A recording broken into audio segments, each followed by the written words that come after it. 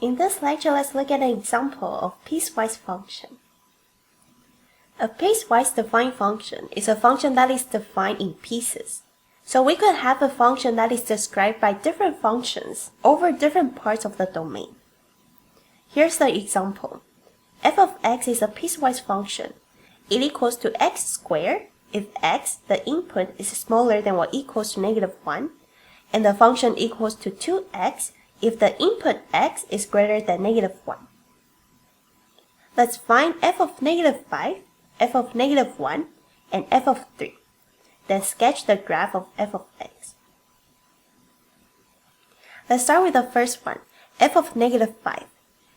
-5 is smaller than -1, so we have to use the first function. When we substitute the input, I will have to use the x squared, because function is described by x squared if the input is smaller than or equals to -1.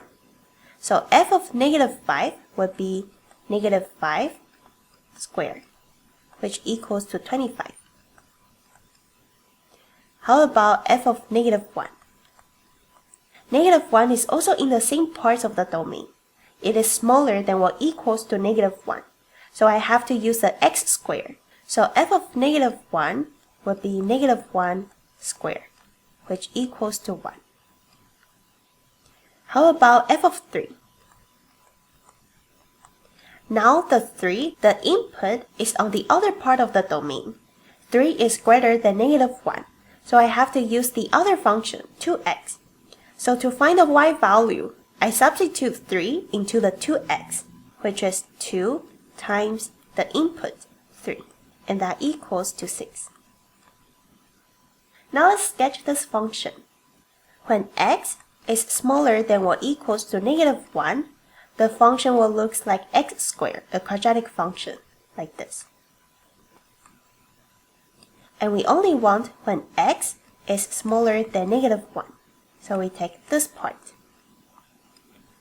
And for x is greater than -1, the function is 2x, a linear equation. This linear equation has a slope of 2, and its y-intercept is 0, so the line passes through the origin. So I have a line that looks like this.